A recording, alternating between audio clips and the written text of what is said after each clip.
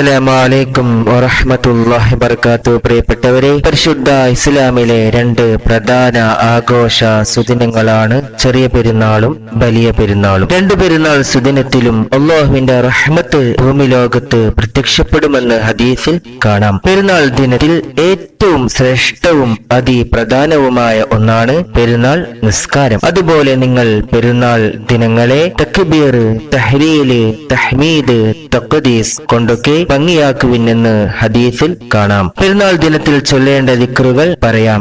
എല്ലാവരും ഈ ദിക്റുകൾ ചൊല്ലാതിരിക്കരുത്. അശുദ്ധിയുള്ള സ്ത്രീകൾക്കും ഈ ദിക്റുകൾ ചൊല്ലാവുന്നതാണ്. മിസ്ബാഹുൽ വലാം എന്ന കിതാബിൽ നിന്ന് ഉദ്ധരിക്കുന്നു. മഹാനായ ആലിയുൽ ഉജ്ഹൂരി റളിയല്ലാഹു അൻഹു പറയുന്നു, പെരുന്നാളിലെ സുബ്ഹ് നിസ്കാര ശേഷം 100 പ്രാവശ്യം ഇസ്തിഗ്ഫാർ ചൊല്ലിയാൽ, പാപമോചന വാക്യങ്ങൾ ചൊല്ലിയാൽ, അതായത് ചുരുങ്ങിയത് അസ്തഗ്ഫിറുല്ലാഹൽ അദീം, അസ്തഗ്ഫിറുല്ലാഹൽ അദീം എന്നിങ്ങനെ 100 തവണ ചൊല്ലിയാൽ അവന്റെ ഏടുകളിൽ നിന്ന് ഒന്നും അവശേഷിക്കാത്ത വിധം പാപങ്ങളെല്ലാം മായ്ച്ചു കളയുകയും അന്ത്യദിനം അല്ലാഹുവിന്റെ ശിക്ഷയിൽ നിന്ന് നിർഭയനാവുകയും ചെയ്യുന്നതാണ്. ആയതിനാൽ പെരുന്നാൾ ദിനം സുബ്ഹ് നിസ്കാര ശേഷം നിങ്ങൾക്കറിയുന്ന ഇസ്തിഗ്ഫാറുകൾ 100 തവണ ചൊല്ലുക.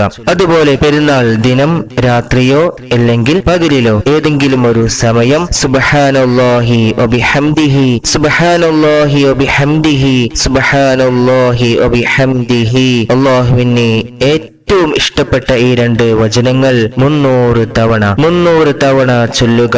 ശേഷം നമ്മൾ നിന്ന് മരണപ്പെട്ടു പോയവരുടെ റൂഹിലേക്ക്, ഖബറിലേക്ക് ഹദിയ ചെയ്തു പ്രാർത്ഥിച്ചാൽ അല്ലാഹു അവരുടെ ഓരോ ഖബറിലും 1000 പ്രകാശങ്ങളാൽ പ്രകാശിപ്പിക്കും. ഇത് ചൊല്ലി ഹദിയ ചെയ്തവൻ മരണപ്പെട്ടാൽ 1,00,000 പ്രകാശകിരണങ്ങളാൽ അവന്റെ ഖബറിടവും പ്രകാശപൂരിതമാവുകയും ചെയ്യും. പ്രിയമുള്ളവരെ, ഈ 2 കാര്യങ്ങളും പെരുന്നാൾ ദിനത്തിൽ ചെയ്യുക. പ്രത്യേക അനുഭൂതിയും സന്തോഷവും സംതൃപ്തിയും ചൊല്ലുന്നവർക്ക് അനുഭവപ്പെടും. ഉറപ്പ്. ചെയ്യാൻ തൗഫീഖ് നൽകട്ടെ. അസ്സലാമു അലൈക്കും.